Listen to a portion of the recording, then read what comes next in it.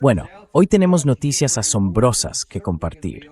Resulta que la guerra entre Rusia y Ucrania va a terminar, sin duda, para Navidad, y quizá hoy o mañana haya un nuevo acuerdo en la guerra con Irán. O al menos eso es lo que dicen algunas personas, al parecer sin inmutarse. Quiero decir, cualquiera que lo mire desde un punto de vista realista, piensa que alguien podría estar fumando algo ilegal en la mayoría de los estados. Hoy vamos a averiguarlo. Vamos a analizar todo esto y mucho más. Y estamos absolutamente encantados de volver a contar hoy con el profesor Richard Sakwa, profesor emérito de política en la Universidad de Kent, en el Reino Unido. Es uno de los principales especialistas en Rusia y asuntos europeos.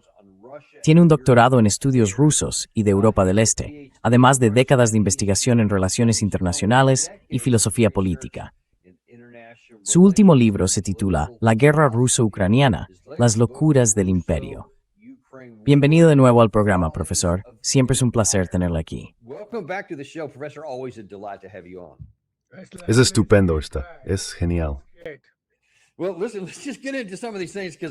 Bueno, escucha, vamos a entrar en algunos de estos temas, porque cuando vi algunos de estos titulares pensé, bueno, ¿de qué está hablando? Y empecemos, antes que nada, por, a ver si lo tengo bien. Sí, aquí está. El presidente Zelensky dice que va a impulsar el fin de la guerra para el invierno. Es una gran noticia. Zelensky afirmó que Ucrania trabajaría para llevar sus distintas formas de presión, los esfuerzos diplomáticos, los ataques, las sanciones o impuestas impuestas por los gobiernos socios, en eso, a un nivel que la paz.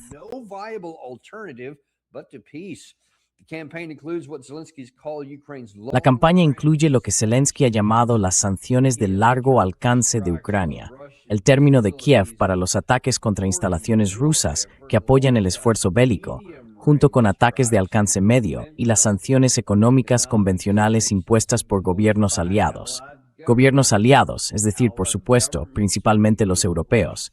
Pero al parecer, Estados Unidos está intentando volver a entrar en ese juego. ¿Qué opina, profesor?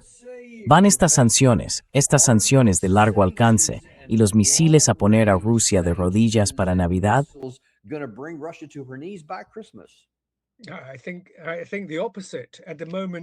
Yo pienso lo contrario. En estos momentos parece que las posiciones rusas se están endureciendo. Y la prueba de ello es la intensificación de los ataques, la respuesta recíproca a los ataques ucranianos de largo alcance, con drones y misiles contra instalaciones petroleras, contra almacenes de wild berries, es decir, centros de distribución de producción nacional y demás. Y de hecho, hace muy poco, un ataque contra una playa en Krasnodar, cerca de Sochi. Así que todo eso, en realidad, está endureciendo la determinación en vez de suavizarla. Sí. Quiero decir, lo interesante es que dentro de Rusia está bastante claro que hay tres grandes posturas. La primera es la de quienes dicen que Rusia debería quitarse los guantes, como si no se los hubiera quitado ya, que deje de librar esta guerra con una mano atada a la espalda. Ah, sí.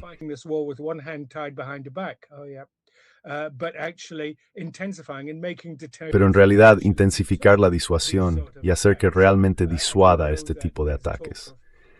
Y sabemos que se habla de una ampliación horizontal de la guerra, enviando quizá misiles contra algunas de las instalaciones de bases de drones en territorio de la OTAN. La otra postura, puede que lo hayan visto hace poco en The Economist, la expresó Andrei Melnichenko, un destacado empresario ruso, un supuesto oligarca. Decía, ¿cómo lo diría?, que no se oponía realmente a la guerra, pero que ha llegado el momento de ponerle fin. Creo que eso refleja una opinión que ya planteó hace unos meses Vasily Kashin, un destacado académico ruso de la Escuela Superior de Economía, y también el punto de vista de German Gref, el jefe de Sberbank. Así que, si quieren, están las palomas y los halcones. Putin, como de costumbre, está en medio.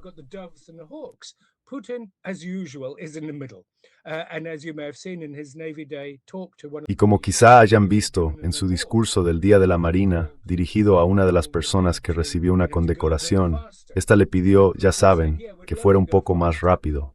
Y Putin dijo, sí, nos encantaría ir más rápido. Pero esta línea de Putin de avanzar de forma gradual a fuego lento, evitando una escalada, evitando arrastrar a Estados Unidos como participante directo, aunque probablemente lo sea entre bastidores, pero a gran escala, por así decirlo. Me parece que esta línea intermedia está empezando a funcionar.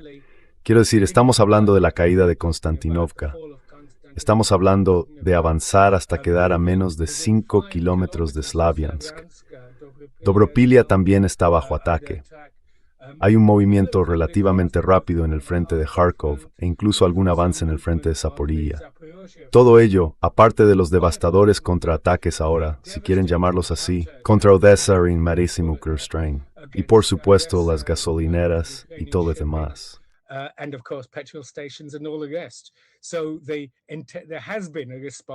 Así que ha habido una respuesta y se ha intensificado dentro de Ucrania.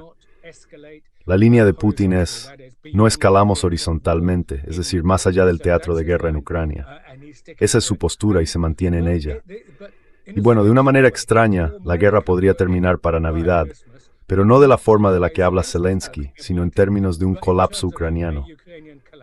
Quiero decir, todavía no estamos hablando de un colapso total, pero sí sabemos que sencillamente falta personal en el frente. Se desvió demasiado a Kursk, demasiada gente a estas aventuras inútiles de relaciones públicas, y por eso estos ataques contra Rusia están teniendo efecto, pero no el que quiere Zelensky.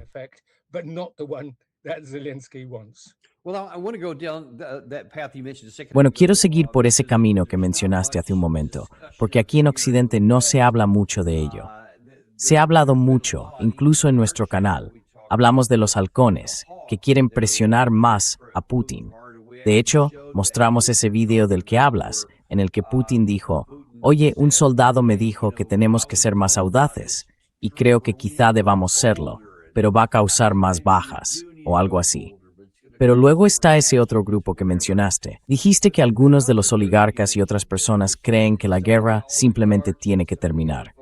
¿Puedes explicarnos cuál es esa línea de pensamiento? ¿Cuál es su lógica? ¿Y qué quieren decir exactamente con terminar? ¿Simplemente dejar de combatir? ¿Qué quieren decir? Sí.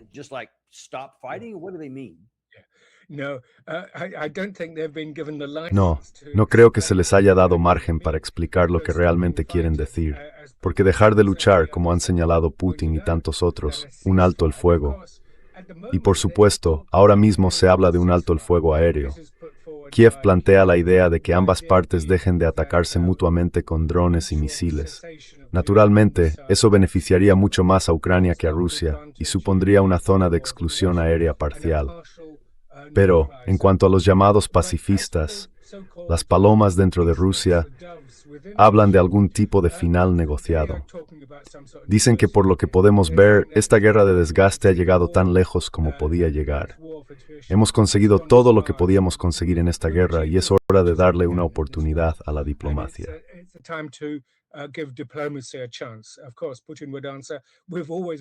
Por supuesto, Putin respondería, siempre hemos estado abiertos a la diplomacia. Lavrov, el ministro de Asuntos Exteriores ruso, lo repite sin parar. Pero esto refleja algo real. De hecho, se les ha dado autorización para hablar de esta manera. Vasily Kashin, por ejemplo, un académico al que conozco desde hace muchos años y que es una persona muy seria, sostuvo este argumento en mayo, que ha llegado el momento de ponerle fin. Creo que esto refleja un punto de vista genuino. La cuestión, por supuesto, es cómo. Esa es la pregunta de los 65,000 rublos. ¿Y cómo demonios hacerlo? Limitarse a parar sería repetir, como dice Putin sin parar, la traición de Minsk, por así decirlo. Hubo un acuerdo, dos acuerdos, uno en septiembre de 2014 y luego, por supuesto, otro en febrero de 2015. Y sabemos que Occidente no estaba dispuesto a aceptar, a presionar a Kiev para que llegara a un acuerdo.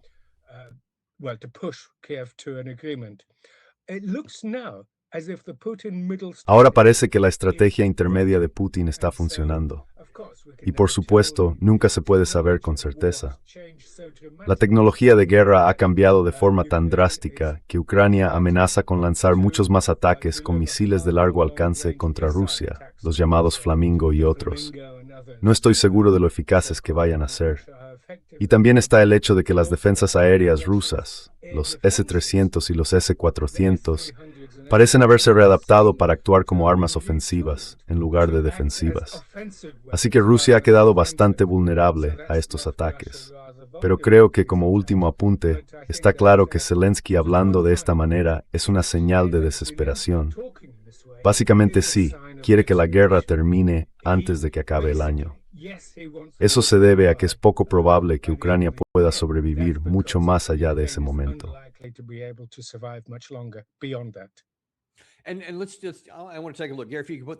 Y quiero echarle un vistazo. Gary, si puedes volver a poner en pantalla ese titular que acababas de mostrar, porque ese es otro Wildberries que ha sido alcanzado. Y eso subraya un problema muy real para las palomas, los pacifistas, por así decirlo, dentro de Rusia, porque estos lugares siguen siendo atacados.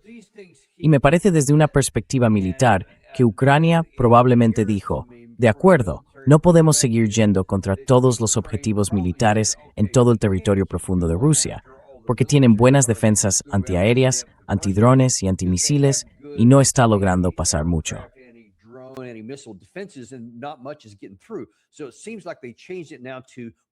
Así que parece que ahora han cambiado a objetivos más civiles, como estos de Wildberries, porque no se puede proteger todo. Van a por objetivos menos protegidos, lo que significa que van a conseguir atacar cosas como esta. Y hoy ha habido otro. Fue hace solo 7 horas. Así que la pregunta es, ¿cómo puede esta gente dentro de Rusia seguir defendiendo algún tipo de paz cuando se están acelerando estos ataques contra objetivos civiles? ¿No sería casi como una rendición? And stay forward with this in Ukraine.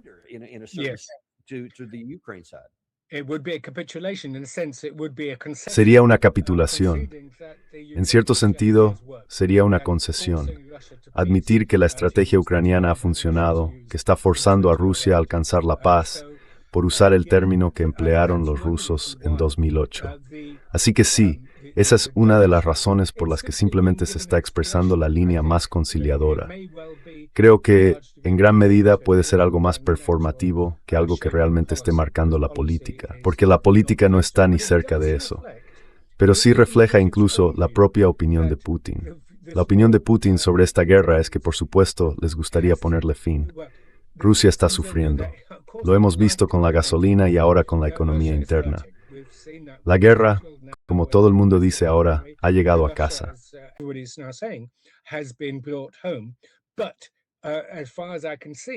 Pero, por lo que puedo ver, esto no ha provocado, igual que el Blitz contra Londres, no se ablandó. De hecho, endureció su determinación. Y por supuesto, las campañas de bombardeos suelen tener ese efecto. Incluso la campaña de bombardeos contra Berlín y las ciudades alemanas no obligó realmente a Alemania a hacer concesiones ni a capitular. Así que en cierto modo los ataques que Ucrania está llevando a cabo contra Rusia están siendo precisamente contraproducentes. Primero, han debilitado al sector partidario de la paz en Rusia, como usted dice. Y segundo, han provocado ataques mucho más feroces y mucho más intensos contra los puertos ucranianos, incluido el puerto de Odessa. De modo que el transporte marítimo ucraniano por el Mar Negro ha llegado más o menos a un...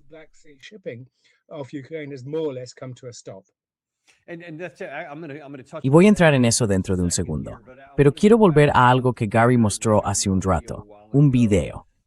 Esto por fin está llegando incluso a las noticias estadounidenses.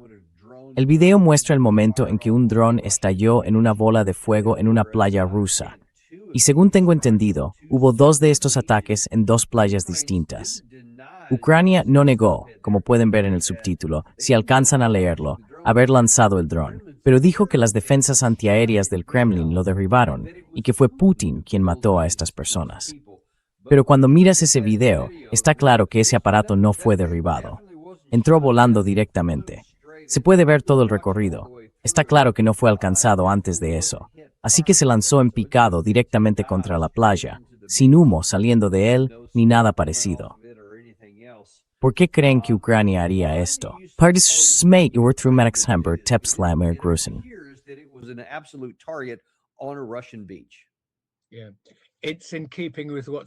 Sí, está en línea con lo que viene ocurriendo casi desde el comienzo de la guerra. Hace poco, por supuesto, en Lugansk, hace unos meses, el ataque al albergue de Starobelsk, en el que murieron casi 2 docenas de personas, especialmente jóvenes. Así que está en línea con eso y con otros hechos. Esto es sencillamente una campaña de terror contra la población civil. Creo que no hay ninguna duda al respecto. Y de nuevo refleja lo que vengo sosteniendo, que es una señal de desesperación.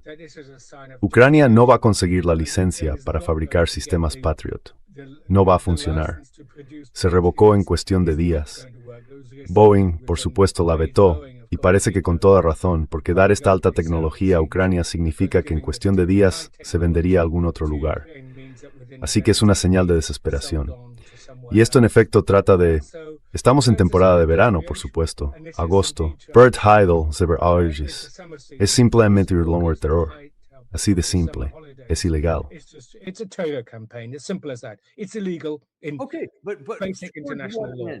Vale, pero quiero decir, acabas de hablar de cómo, incluso antes de esto, muchos de estos ataques contra Wildberries y otros lugares no van a hacer más que endurecer la determinación. Igual que ocurrió durante el Blitz de Londres, como has señalado muy claramente.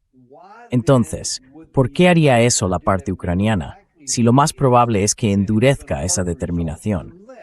A menos, y esta es una teoría mía, no tengo pruebas de ello, pero desde luego es algo que estoy considerando, que la intención sea atacar objetivos tan dolorosos que eso provoque una reacción excesiva de Rusia, que haga algo aún mayor, y entonces Zelensky pueda dirigirse a Europa y decir, por favor, venid a ayudarme. ¿Qué opinas de eso?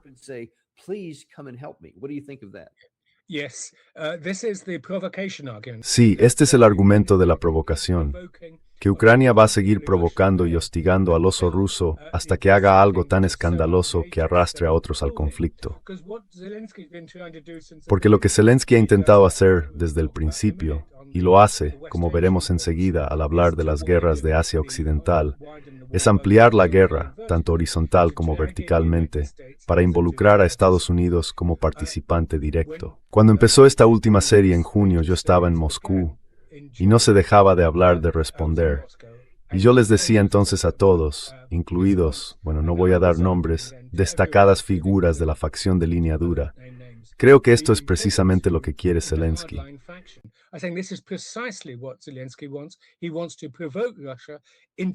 Quiere provocar a Rusia para que haga algo, posiblemente incluso extender horizontalmente la guerra a territorio de la OTAN, quizá contra algún tipo de fábrica de drones o alguna instalación militar. Y eso, por supuesto, activaría entonces el artículo 5 y empezaría un juego completamente nuevo. Así que la línea intermedia de Putin, en términos puramente estratégicos y militares, tiene sentido. Seguir haciendo lo que estamos haciendo. Y por supuesto, en el último mes, Rusia ha ocupado varios cientos de kilómetros cuadrados de territorio. Está ganando la guerra terrestre, y por eso Zelensky la está extendiendo a la guerra aérea e intentando provocar lo suficiente a Rusia como para ampliarla.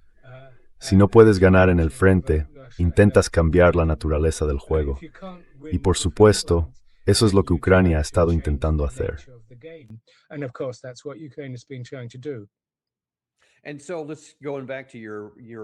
Y volvamos a sus hermanos europeos. ¿Qué están pensando? Veámoslo desde un par de perspectivas distintas. Primero, hace un momento habló de Starobelsk, donde murieron estudiantes universitarios en este ataque con drones. No tenían ninguna vinculación militar, que nadie pudiera ver, al menos. Y ahora, estos ataques contra playas dirigidos directamente contra ellas. Y quiero decir, ahí tienen el video. Está claro que no fue derribado. Se puede ver que iba volando directamente hacia el suelo. ¿Qué pasa con la condena? Porque siempre, cada vez que Rusia alcanza a todos estos civiles, la condenan por atacar a civiles, etc. ¿Hay alguna condena por parte de figuras europeas contra Ucrania diciendo que no pueden seguir ese camino?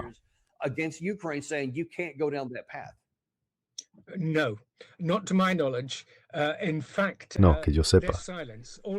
De hecho, hay silencio. Todas estas atrocidades se topan con el silencio. Quiero decir, basta con mencionar el ataque a la escuela de niñas el primer día de la guerra, la tercera guerra del Golfo ahora mismo, el ataque contra Irán. Se mencionó, pero enseguida se pasó por alto y se olvidó. Así que hay una especie de hermetismo repentino en el pensamiento de Europa Occidental dentro de casa. Y con hermético quiero decir aislado. Cualquier actividad rusa se difunde masivamente por los altavoces y se amplifica, mientras que las atrocidades ucranianas caen de inmediato en un agujero de la memoria y se olvidan.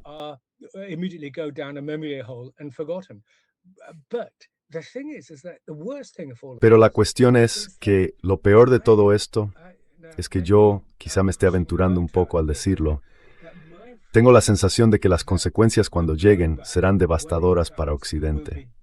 Que estas tecnologías de drones, estos ataques con drones, ataques indiscriminados que Ucrania ha estado llevando a cabo, por supuesto, Rusia ha respondido, pero se intenta atacar objetivos militares y otros objetivos que tienen algún tipo de importancia, como las gasolineras. Esta guerra de drones acabará volviéndose contra Europa Occidental e incluso, Dios no lo quiera, contra el propio continental de Estados Unidos.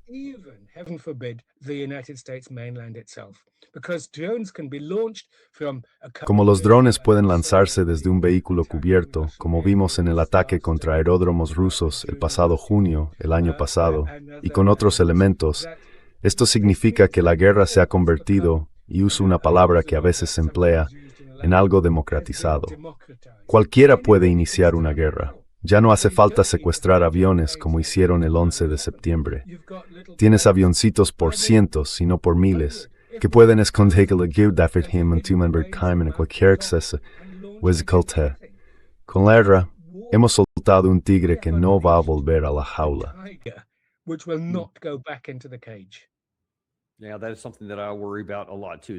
Ahora bien, eso es algo que también me preocupa mucho, especialmente aquí, en Estados Unidos. Siguiendo un momento con la parte europea, ¿qué es lo mejor que puede identificar? ¿Cuál es el planteamiento o la estrategia actual? Porque está hablando del puerto. Hablaremos de eso enseguida. De hecho, esta misma noche, los rusos han atacado otros 7 barcos en el puerto de Nikolaev, que no está lejos de Odessa. El puerto de Odessa, al menos según los informes que tenía justo antes de salir al aire, no está completamente cerrado, pero su actividad se ha visto gravemente restringida. Lo mismo ocurre con el puerto de Nikolaev, especialmente para los buques de gran calado.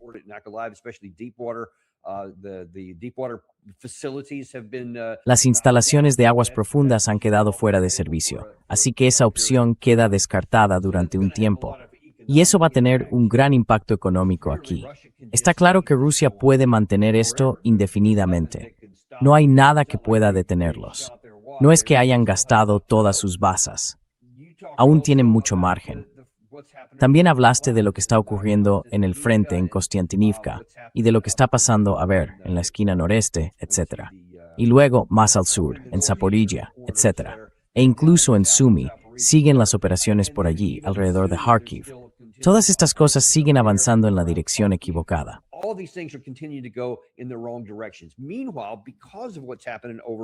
Mientras tanto, por lo que está ocurriendo en la guerra de Irán, Estados Unidos claramente no es el arsenal de la democracia que a todo el mundo le gusta fingir que somos. No podemos dar nada más a Ucrania, porque nosotros mismos estamos quedándonos sin existencias de todo. Y quiero decir, en casi todas las categorías que Ucrania necesita, no tenemos nada. Así que, ¿qué piensa Europa cuando observa todas estas cosas en conjunto y los efectos económicos?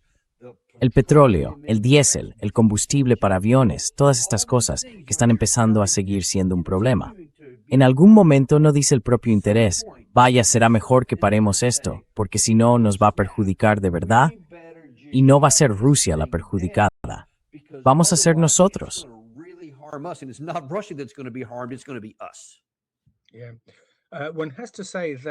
Sí, hay que decir que el pensamiento y la estrategia, junto con los líderes europeos, son ideas casi incompatibles. Sencillamente los líderes europeos carecen de sentido estratégico, incluso de instinto de supervivencia en este momento. Hay que decir que durante 80 años, al haber estado integrados en lo que yo llamo Occidente político, este sistema de alianza euroatlántico, el pensamiento estratégico se ha hecho en Washington. Por supuesto, en los primeros años de la Guerra Fría había gente como Schmidt, también estaban de Gaulle y Chirac, Eran grandes líderes, sabían lo que querían y sabían cómo enfrentarse a Washington.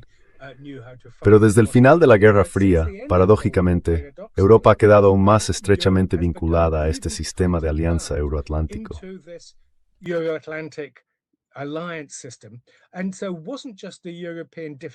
Y así, no solo se externalizó a Washington la defensa europea, también se externalizó el pensamiento estratégico.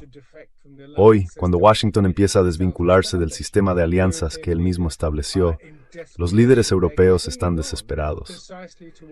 Se aferran precisamente a lo que más les resulta familiar, a aquello a lo que están acostumbrados. Y de ahí que se hable de crear una OTAN europea. Hay toda una red de iniciativas europeas, iniciativas anglo-francesas, franco-polacas y Alemania hablando incluso de algún tipo de avance hacia el reparto nuclear y demás, es decir, la europeización de la OTAN. ¿Y qué significa eso? Significa que la postura estratégica de la OTAN, por definición, una vez que Rusia ya no podía incorporarse, fue que Rusia se convirtió en el adversario, en el antagonista.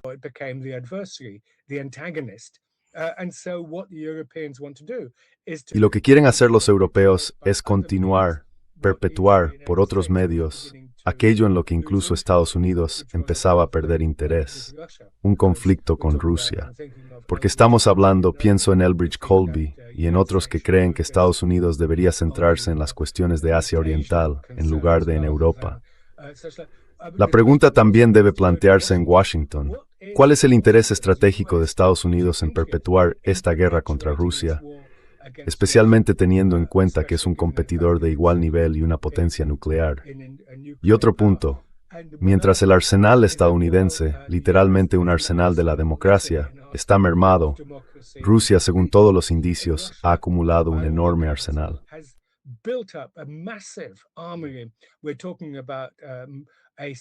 Ahora mismo hablamos de un gran arsenal de misiles rusos.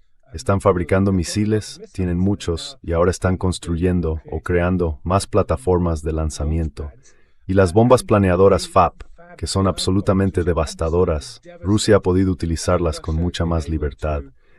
Eso significa que tiene el control del aire, porque Ucrania ya no dispone de misiles antiaéreos, ni mucho más cerca, ni mucho más hacia Kiev, e incluso en la parte occidental del país. Así que la dinámica militar sobre el terreno se está inclinando a favor de Rusia. Estos ataques ucranianos le están haciendo mucho daño, pero, en última instancia, aunque imponen un enorme sufrimiento humano y económico a Rusia, no cambian tanto el equilibrio militar.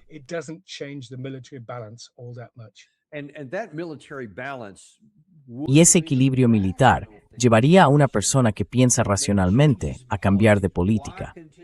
¿Por qué seguir por un camino en el que llevas básicamente desde febrero de 2022 hasta ahora, si ves que al final no solo va a fracasar, sino que te va a perjudicar? Eso es lo que haría una persona racional. Pero me pregunto si tiene algún comentario u observación al respecto. Este fin de semana hablé con una fuente concreta que se reunió con un diplomático alemán de muy alto nivel. Me dijo que habían hablado directamente con Ursula von der Leyen, presidenta de la Unión Europea.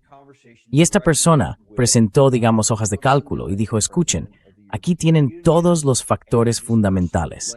Esto es lo que entra en juego en una guerra de desgaste.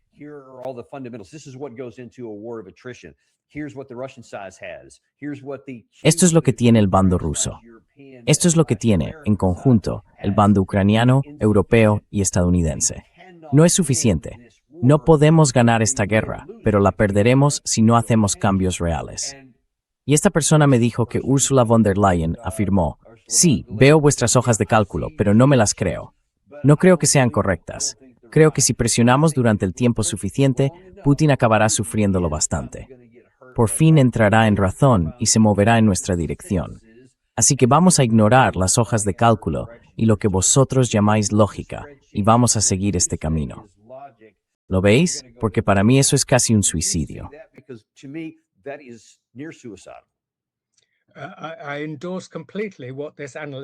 Suscribo plenamente lo que ha dicho este analista. Y por supuesto, la respuesta de Ursula von der Leyen es exactamente la que cabía esperar.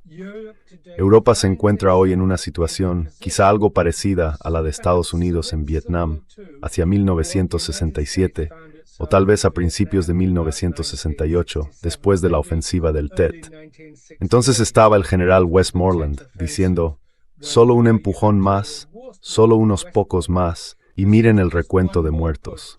Un recuento que por supuesto estaba compuesto en gran medida por aldeanos y campesinos.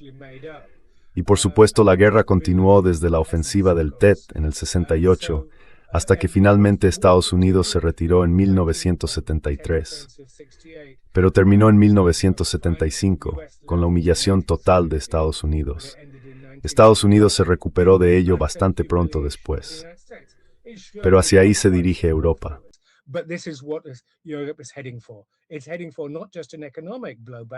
No solo nos dirigimos hacia un golpe económico y grandes dificultades, con fábricas alemanas despidiendo masivamente a trabajadores. La fábrica de baterías Varta, otra planta eléctrica, me sorprendió descubrir que cerró hace solo unos días. Estamos hablando de una humillación geopolítica militar, del tipo que aún nos escuece en el Reino Unido y en Francia, la humillación de Suez de 1956. Pero nos dirigimos hacia un nuevo desastre de Suez. Esta es una guerra que desde los primeros días dije que Occidente no puede ganar. Rusia no puede perder. Quiero decir, depende de cómo se definan la victoria y la derrota. Pero ¿cómo demonios se puede ganar contra la mayor potencia nuclear del mundo, con enormes recursos convencionales y sobre todo con un régimen extraordinariamente estable? La popularidad de Putin ha bajado un poco, en torno a los 60 y tantos puntos, cerca de los 70.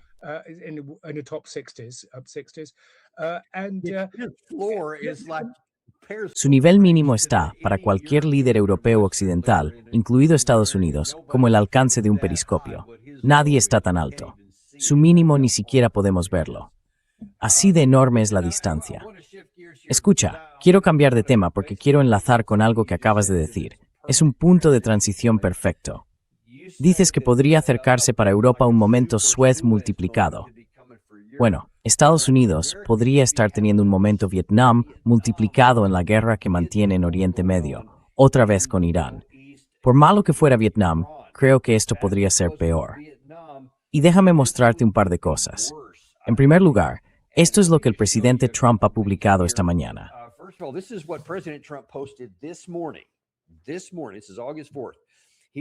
Esta mañana, a 4 de agosto, Trump ha publicado esto. Dice, un acuerdo es inminente mientras las conversaciones con Irán sobre desnuclearización comienzan el lunes. Bien, ese es un titular de Breitbart que el presidente Trump ha vuelto a publicar esta mañana, pero el titular es del 2 de agosto. El presidente Trump ha publicado esta mañana algo que se difundió el domingo sobre unas conversaciones que supuestamente iban a empezar el lunes y que no empezaron. Y luego el martes, después de que no hubiera conversaciones, sigue diciendo, sí, un acuerdo es inminente. Así que publica esto. Y esta mañana lo ha respaldado el secretario del Tesoro, Scott Bessent, que ha dicho lo siguiente. Lo que habría sido una de las mayores campañas militares o la mayor campaña militar desde la Segunda Guerra Mundial contra los iraníes. Y ahora, debido a eso, estamos en conversaciones con los iraníes. Y creo que existe la posibilidad de que hoy o mañana alcancemos un acuerdo para abrir el estrecho.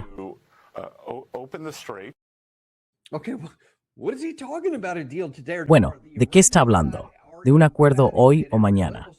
La parte iraní está diciendo de forma tajante, a todos los niveles, que no hay conversaciones directas con Estados Unidos. Punto. No hay nada cerca. Y lo único que sí dicen sobre el estrecho de Hormuz es algo como lo que publicó esta mañana el profesor Morandi en X.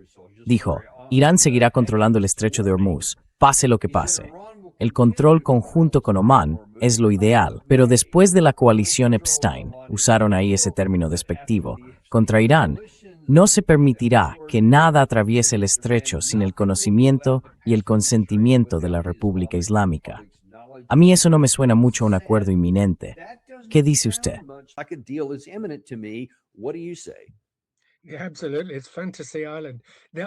Absolutamente. Es un mundo de fantasía. Parece que Irán está manteniendo algunas conversaciones con Omán. Así que, en cierto sentido, uno podría agarrarse a un clavo ardiendo y decir que hay algunas conversaciones en marcha, pero desde luego no hay nada directo. Exactamente. El profesor Morandi tiene razón en dos cosas. Está claro que Estados Unidos se encamina hacia una victoria humillante, sea cual sea. Una victoria declarada, quiero decir. No hay forma de salir de esto con honor ni con algo sustancial. Irán seguirá controlando los estrechos. En otras palabras, la situación es peor de lo que era antes del ataque del 28 de febrero.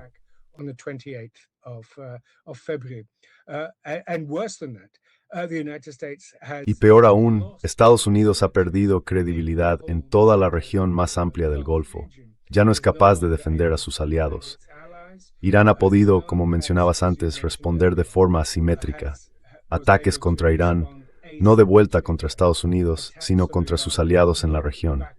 Eso significa que Estados Unidos se convierte aún más claramente no en la fuente y garante de la seguridad y la estabilidad, sino de hecho en lo contrario, la fuente de inestabilidad y la fuente del caos.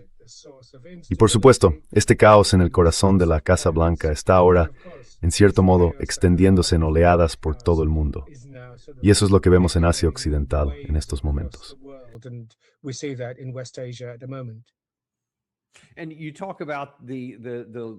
Y hablas de la falta o de la pérdida de credibilidad.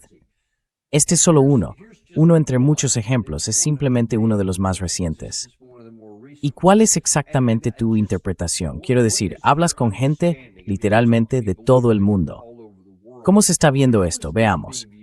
Esto es una publicación del presidente Trump en Truth Social del 1 de agosto.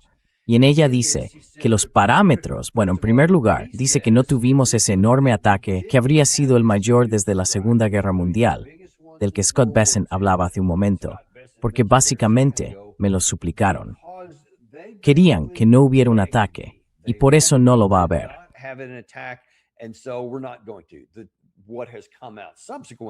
Lo que ha salido después es que la parte saudí, Mohammed bin Salman, estaba furioso con Trump y le gritó que no lanzara su ataque, porque él mismo, en relación con tu comentario sobre la asimetría, sería quien recibiría las consecuencias.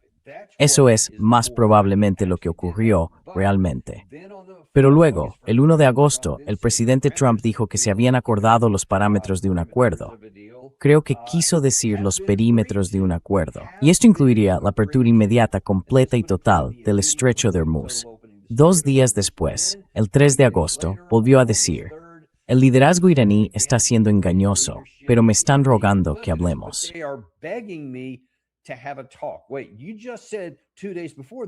Espera, acaba de decir que 2 días antes el esquema ya estaba hecho. Luego pasa a decir, tenemos el bloqueo, controlamos el estrecho de Hormuz, no pasa nada a menos que queramos, y no habrá ningún acuerdo a menos que haya una rendición total por parte de Irán. Quiero decir, esas cosas son casi contradictorias entre sí, incluso en cuestión de un par de días. Y son lo contrario de lo que sabemos, o de lo que al menos hemos oído, que estaba ocurriendo en otro lugar, es decir, con Arabia Saudí. ¿Cómo afecta todo esto, a ojos de la gente de todo el mundo, ya sean adversarios o aliados, a la percepción de la palabra y la capacidad estratégica de Estados Unidos?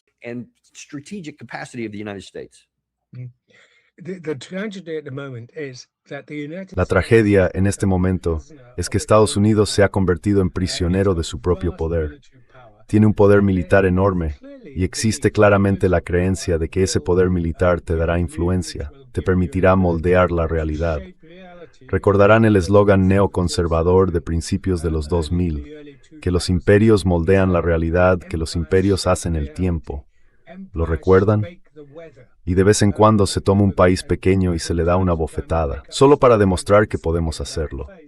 Después lo interpretamos como queremos, porque podemos, porque controlamos el relato. Lo que ha ocurrido ahora, y esa es la segunda cuestión, es que se ha convertido en prisionero de su propio poder. Se ha convertido en prisionero de sus propias ilusiones de que realmente puede moldear la realidad. La realidad está volviendo y mordiendo a Estados Unidos con bastante fuerza en los talones. No se puede moldear la realidad. Al final, la realidad vuelve. En cuanto a cómo se percibe todo esto en el resto del mundo, es una mezcla de tristeza, porque un país que en otro tiempo fue grande, una potencia que en otro tiempo fue grande, y una nación con muchas personas extraordinarias, ha sido humillada de esta manera.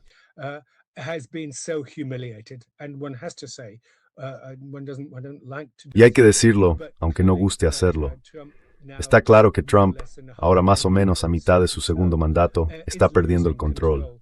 Está claro que la supuesta victoria por el secuestro en Venezuela en los primeros días de este año se le subió a la cabeza. Ese tipo de proceso de decapitación, la captura de Maduro, se consideró, ya sabe, una forma limpia y eficaz de conseguir algo. Pero, por supuesto, no lo es. Y en última instancia, eso es prisionero de su incapacidad, de la incapacidad de Estados Unidos o de Washington para hacer diplomacia, y por su traviesa distintas administraciones. Es muy fácil culpar a Trump.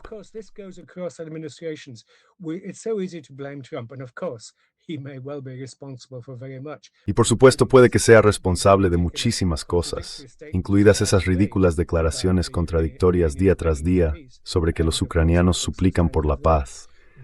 Y por supuesto, ahí no hay nada sustancial. Pero es precisamente esa capacidad de aislarse de la realidad, y es la culminación de un proceso de largo recorrido. Culpamos a Trump, pero mi bestia negra personal es Jake Sullivan. Incluso he olvidado quién era el secretario de Estado con Biden, porque quien realmente mandaba era Jake Sullivan, el asesor de seguridad nacional. Y por supuesto, fue Jake Sullivan quien ideó las acusaciones del Russiagate contra Trump a mediados de 2016, en primer lugar, cuando básicamente se las inventó. Eso lo sabemos. Anthony Blinken era el secretario de Estado, por cierto. ¿Perdón? Anthony Blinken era el secretario. Anthony Blinken. Lo he olvidado porque claramente era Jake. Sí. Jake Sullivan, creo que cuando se escriban los libros de historia será visto durante los últimos 10 o 15 años como el, ¿cómo decirlo?, el gran cardenal detrás de gran parte de todo esto. Sabes, Richard, es interesante. Emitimos esto hace una semana más o menos, después de que Lindsey Graham muriera inesperadamente al regresar de Ucrania, no hace mucho. Eran algunos fragmentos de un próximo documental en los que se ve a Lindsey Graham en un coche, hablando con Jake Sullivan, de la anterior administración.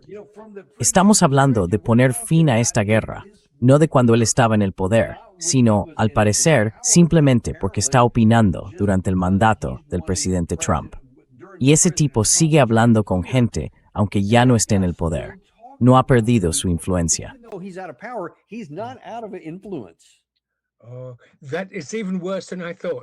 Oh, eso es aún peor de lo que pensaba. Pensaba que era malo. Pero si Jake Sullivan, como he dicho, es mi bestia negra, sigue pudiendo mover los hilos desde detrás de la cortina, entonces de verdad estamos en un aprieto muy grave, en serios problemas ahora mismo. Si este es el hombre que, en la práctica, fue el cerebro de la guerra ruso-ucraniana, de cero compromiso, cero diplomacia, de endurecer la postura. Y por supuesto, esto animó a Zelensky y a los etnonacionalistas en el poder en Kiev y llevó las cosas hacia un desenlace catastrófico a principios de 2022 con la invasión rusa. Y ahora, si está entre bastidores, no va a salir nada bueno de ello. De hecho, no es más que una profundización de esta situación, de estas guerras.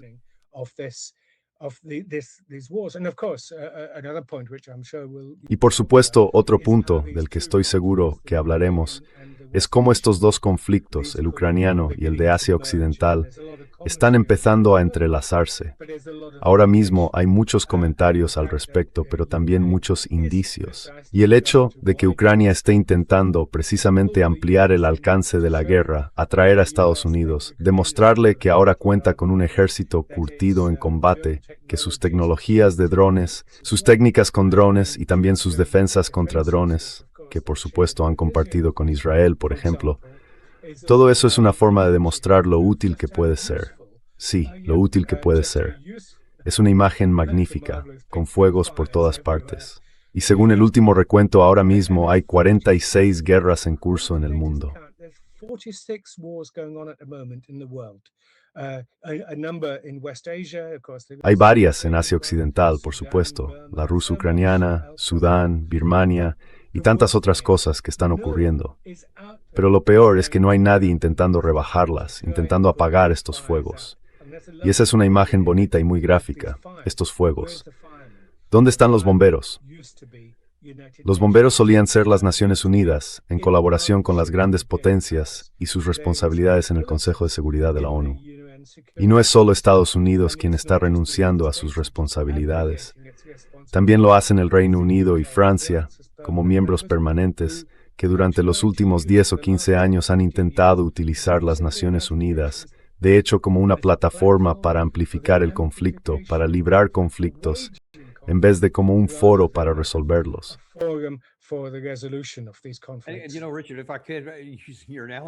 Sabes, Richard, si puedo usar tu analogía, es como si alguien hubiera sustituido los depósitos de agua del camión de bomberos por queroseno.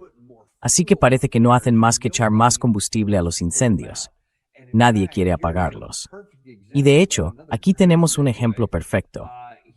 Otra transición muy oportuna. Aquí en Estados Unidos, Jake Sullivan ya no está en escena, al menos no delante de las cámaras. Y si Lindsey Graham ya se ha retirado del escenario, y quizás Sullivan nos rendió, lo han sustituido, o es Deathrow, el general Jack Keane.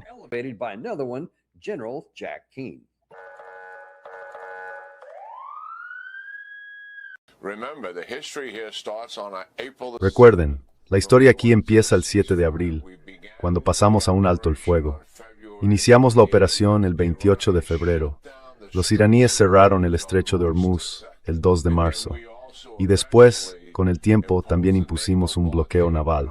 Pero el 7 de abril suspendimos, pasamos a un alto el fuego. Y la razón fue que Irán quería hablar de negociaciones sobre el estrecho de Hormuz. Y no fue hasta el 17 de junio cuando realmente firmamos un acuerdo que incluía el estrecho de Hormuz. Era lo único del acuerdo en lo que estábamos de acuerdo. Todo lo demás se negoció durante los 60 días siguientes, o quizá más tiempo. Lo firmaron ambos presidentes. Y el acuerdo era que retiraríamos nuestro bloqueo naval y por tanto abriríamos la parte del estrecho que estábamos cerrando. Todo eso tenía que ver con los envíos iraníes. Y ellos retirarían su intento de reorganizar el fortalecer a través del estrecho.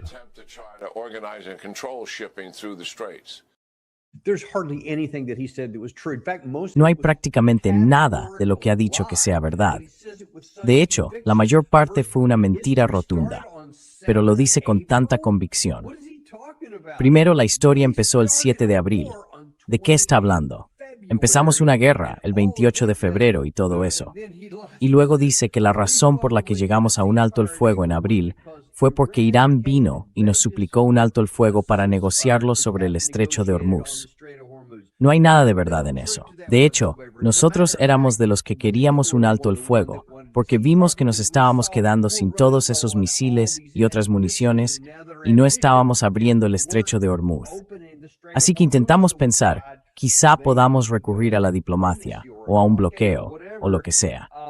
Y luego está esa última parte, en la que dice, escuchen, básicamente es culpa de ellos, y tienen que venir a nosotros. Quiero decir, ¿cómo se lidia con algo así?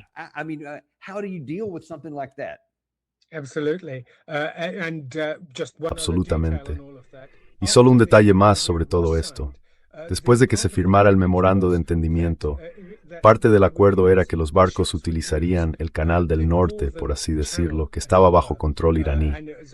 Pero unos días después, y creo que era un barco británico, lo cual quizás sea típico, 3 barcos intentaron, ya sabe, en una vulneración completamente flagrante de lo acordado, utilizar el Canal del Sur, la línea iraní, y entonces fueron atacados por ello. Y eso, por supuesto, desencadenó el fin del memorando de entendimiento, el fin del alto el fuego y demás. Así que, como usted dice, casi todos los detalles, salvo las conjunciones y las comas, eran falsos.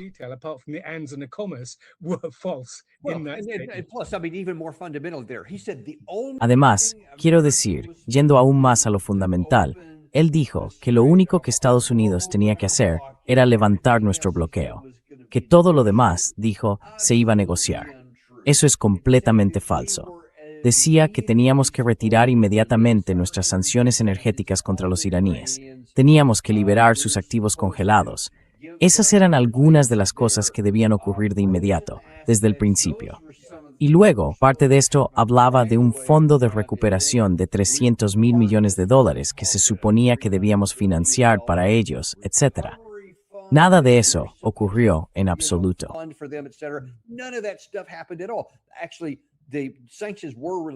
En realidad, las sanciones se levantaron durante unos días.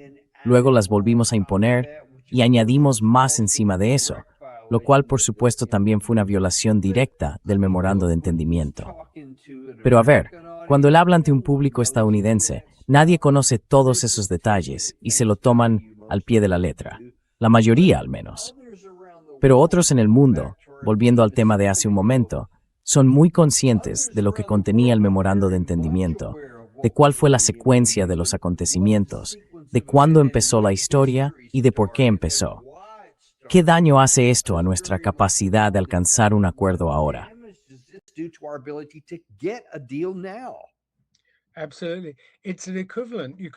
Por supuesto, es equivalente, podría decirse en efecto, al síndrome de Minsk. Ya sabe, la paz de Minsk, que mencioné antes al hablar de la guerra de Ucrania, había una determinada secuencia que Minsk II intentaba precisar mejor sobre lo que debía ocurrir, y Occidente simplemente incumplió lo acordado desde el principio. Por eso hoy, cuando las palomas dentro de Rusia y en otros lugares piden algún tipo de alto el fuego, Rusia, y Putin en particular, no lo va a aceptar. Porque un alto el fuego se utilizaría, según dicen, para rearmar a Ucrania, así como para el despliegue de las fuerzas de la llamada coalición de los dispuestos. De eso no queda mucho en Ucrania, y así sucesivamente. Así que lo mismo se aplica a Asia Occidental.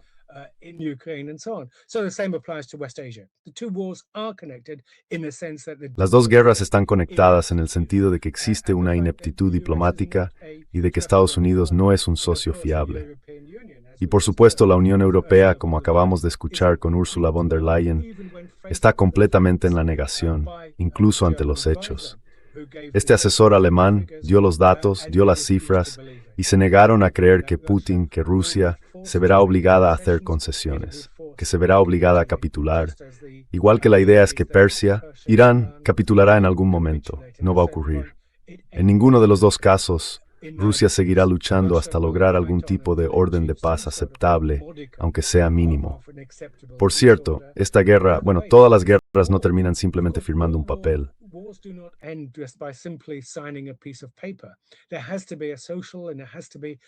Tiene que haber una base social y tiene que haber algo que sustente un orden de paz. Y en este momento, en Europa y en Asia Occidental, no hay nada que lo sustente. Ya sabe, o el factor subyacente es una victoria militar completa, como ocurrió sobre la Alemania nazi en mayo de 1945, o sobre Japón en agosto y septiembre de 1945. Pero aquí, ya sabe, o es eso. Y por supuesto, los sectores más duros de ambos lados están pidiendo eso. Dicen, o tenemos que lograr una victoria militar total, o cualquier otra cosa no es más que un armisticio, y no es paz. Y eso, por este síndrome de Minsk, que se aplica tanto a Asia Occidental como al conflicto de Ucrania, es la razón por la que hay un nudo gordiano tan grande a la hora de llegar al final a algún tipo de paz.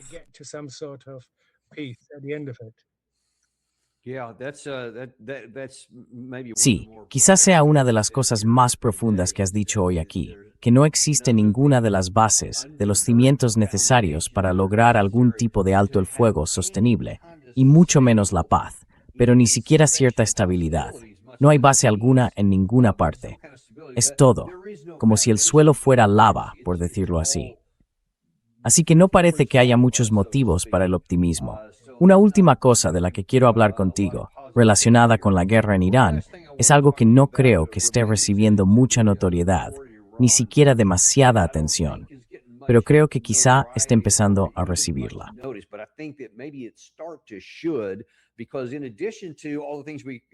Porque, además de todo lo que ya hemos comentado, también podríamos decir que Estados Unidos no tiene suficientes recursos navales para seguir sosteniendo esta guerra durante mucho tiempo. No tenemos suficientes municiones guiadas de precisión. Últimamente se ha hablado de ello en las noticias, etc. Pero hay otra cuestión que creo que, de cara a la seguridad a medio y largo plazo, debería preocupar mucho más. Y es el papel que está desempeñando China. Ahora mismo, su papel es más bien el de observador, pero también es algo que está ocurriendo internamente. Aquí tenemos a Michael Doran, analista estadounidense, diciendo, oigan, quizá deberían prestar atención a lo que está haciendo China.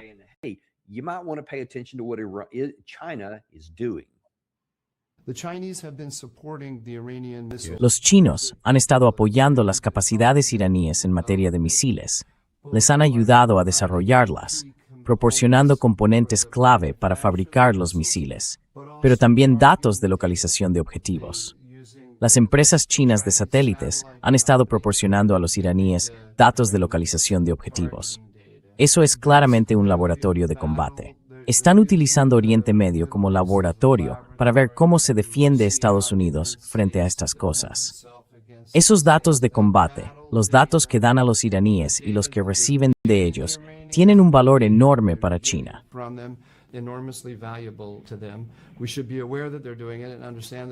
Debemos ser conscientes de que lo están haciendo y entender que lo hacen por una razón.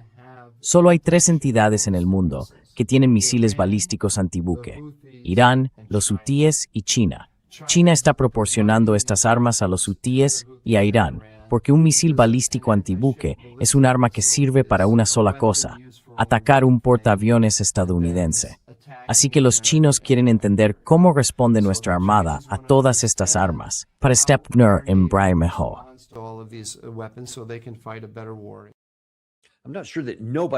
No estoy seguro de que nadie más en el mundo tenga esas armas, o al menos algo que pueda usarse contra ellas. Pero creo que su preocupación principal es importante. Según muchos informes, China está utilizando esto como un laboratorio para probar algunas de sus armas y municiones contra los estadounidenses. ¿Qué dice usted a eso?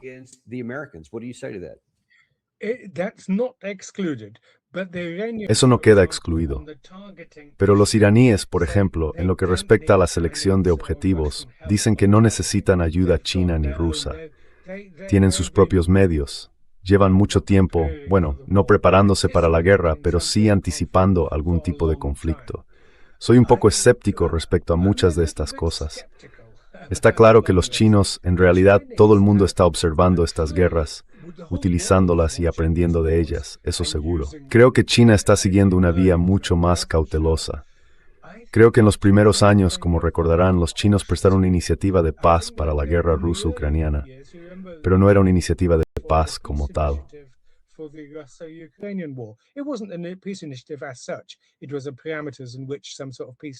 Eran parámetros en los que podía darse algún tipo de paz. Pero desde entonces ha habido un silencio extraordinario y se ha actuado con mucha cautela por la amenaza de sanciones, las vulnerabilidades económicas y muchas otras cosas. Tengo la sensación, y creo que es así, de que demasiado de esto es atribución más que algo basado en hechos.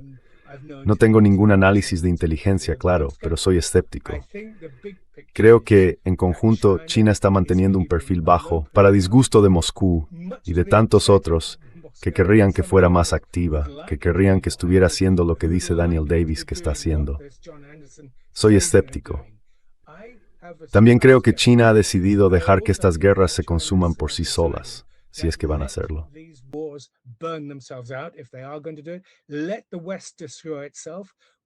Que Occidente se destruya a sí mismo. Nosotros seguiremos haciendo lo que estamos haciendo. Cualquier implicación conlleva el riesgo de que nos veamos arrastrados a conflictos que no hemos provocado nosotros. Y ya sabe, los dirigentes chinos, te gusten o no, sí tienen un fuerte sentido estratégico y también una gestión de Estado inteligente. Y con gestión de Estado no me refiero solo al aspecto militar, sino a comprender las bases económicas e industriales de cualquier conflicto. Y a estas alturas sin duda están aprendiendo. Todos estamos aprendiendo. Todos los ejércitos lo están observando muy de cerca. Pero no creo que haya un nivel de implicación activa.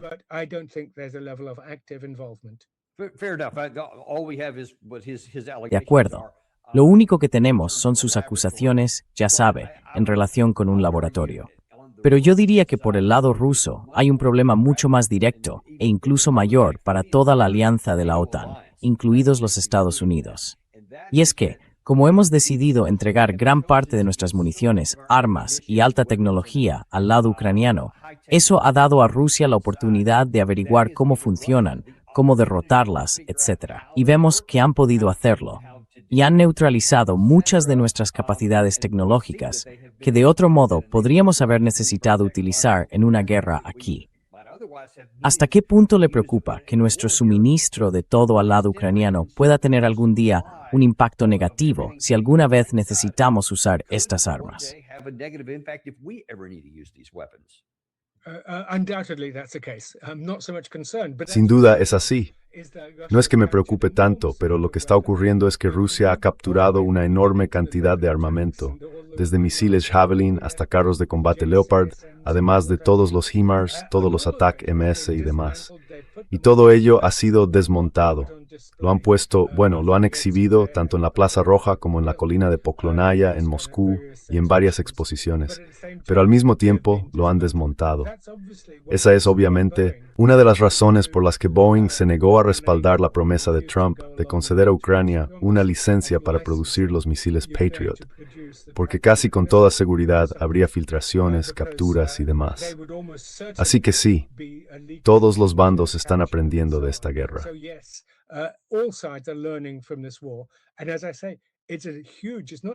Y como digo, es enorme. No se trata solo de repercusiones económicas, políticas o diplomáticas. Al final estas guerras, y lo que decía sobre la necesidad de tener una base para la paz, pero lo que realmente me preocupa es que todas estas guerras se desborden, que se extiendan, quieran o no de forma involuntaria, y que vayamos viendo cada vez más ataques con misiles y drones. Hasta ahora, como saben, en Europa, el verano pasado hubo un enorme pánico. El aeropuerto de Copenhague, otros aeropuertos y los aeropuertos de Londres se cerraron durante un día o durante horas ante una supuesta amenaza de drones rusos. Que yo sepa, nada de eso fue corroborado, pero fue una anticipación, un presagio de lo que podría venir. Y me refiero en primer lugar a actores no estatales para quienes estas tecnologías son fáciles de desarrollar. Quiero decir, no es difícil.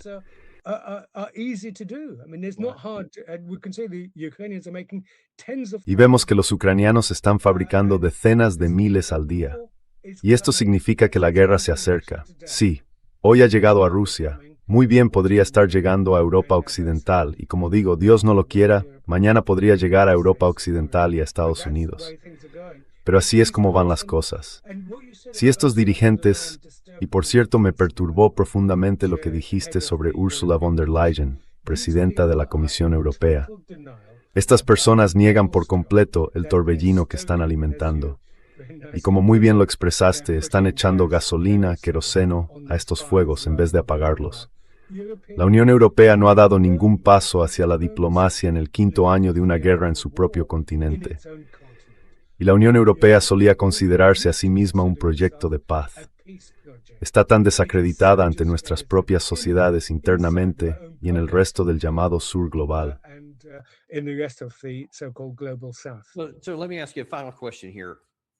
Déjeme hacerle una última pregunta. Ha hablado de cómo estas guerras se están fusionando, por así decirlo, hasta convertirse, si no en conflictos directamente conectados, sí desde luego relacionados. También ha dicho que no ve la base, los fundamentos que podrían sustentar la paz en ninguno de estos dos lugares, pese a las afirmaciones que hagan el presidente Trump o Ursula von der Leyen, que en muchos aspectos son similares. ¿A dónde puede llevar esto? Si ahora mismo el camión de bomberos, y usted lo ha descrito muy bien en el caso de la Unión Europea, lo que antes era la Organización de la Paz, ahora no hace más que avivar las llamas.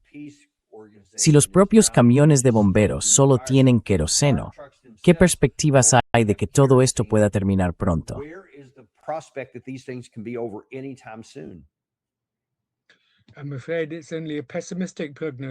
Me temo que es solo un pronóstico pesimista. Quiero decir, sea positivo o no, Rusia está avanzando en los frentes militares. Ambos bandos buscan el colapso del régimen. Así que Rusia espera que en Kiev haya desorden interno, algo cada vez más evidente tras los casos de corrupción, Mindich y muchos otros. Incluso Valery Zaluzhny, en una entrevista hoy ayer, dice que al fin y al cabo Ucrania no entrará en la OTAN. Nunca dijo. Entonces, ¿de qué trata esta guerra? La guerra trataba de que Ucrania pudiera entrar en la OTAN. La OTAN tiene un significado simbólico, incorporarse a una comunidad política occidental en muchos sentidos.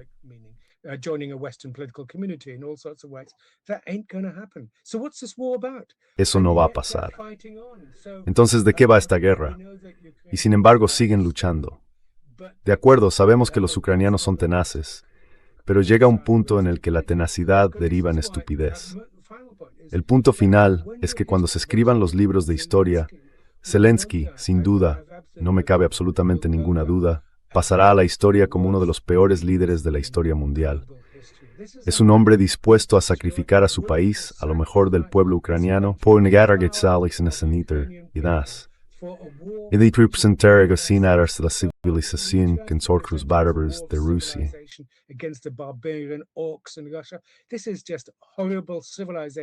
Esto no es más que un discurso horrible, orientalista y civilizatorio, propio de los peores elementos de la historia colonial de Europa, en África y Asia, cuando denigraba a los enemigos a los que estaba masacrando y matando. Este lenguaje, ¿cómo es posible que sigamos utilizándolo en el segundo cuarto del siglo XXI y que la Unión Europea respalde ese tipo de discurso etnocrático y cargado de odio?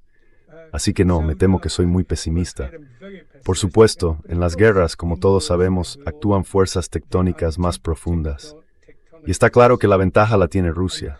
Lo dijimos desde el principio, usted lo dijo, lo dijimos todos, que Rusia tiene una preponderancia de poder y recursos, pero sobre todo tiene la voluntad de vencer.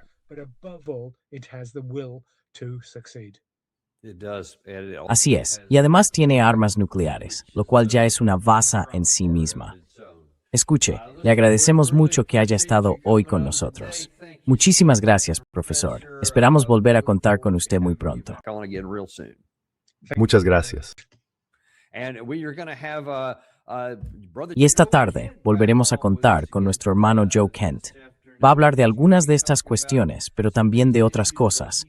Puede que últimamente lo hayan visto en las noticias, lo cual es muy interesante, y hoy tenemos ganas de hablar con él sobre ello. A las 4 de la tarde, en Daniel Davies Deep Dive. Nos vemos entonces. Ya saben que no tenemos patrocinadores porque odiamos machacarles con anuncios. A mí no me gustan. Así que muestren un poco de cariño. Suscríbanse, den a me gusta y envíen esto a alguien que les importe.